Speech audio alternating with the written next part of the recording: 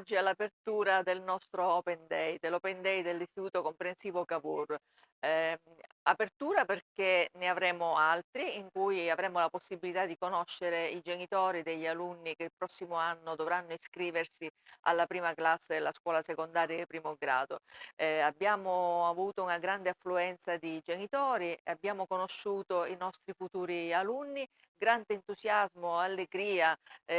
gioia, da parte loro, ma anche da parte nostra nel vederli così interessati e così curiosi di sapere, di conoscere, le attività che la scuola propone, ma oltre alle attività, i locali della scuola, le palestre, i laboratori,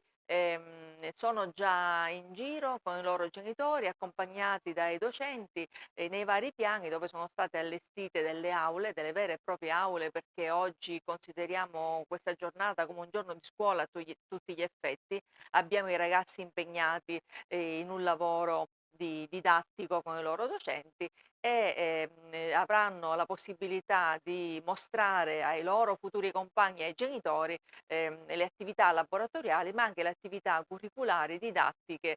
Abbiamo allestito un angolo di informatica, abbiamo l'aula di arte con i laboratori seguiti dai docenti di arte, i docenti di strumento musicale che stanno lavorando con i loro alunni e si esibiranno in piccole performance, laboratorio di informatica, e poi tante altre attività che sono illustrate e presentate dai vari docenti dei dipartimenti a genitori ed alunni.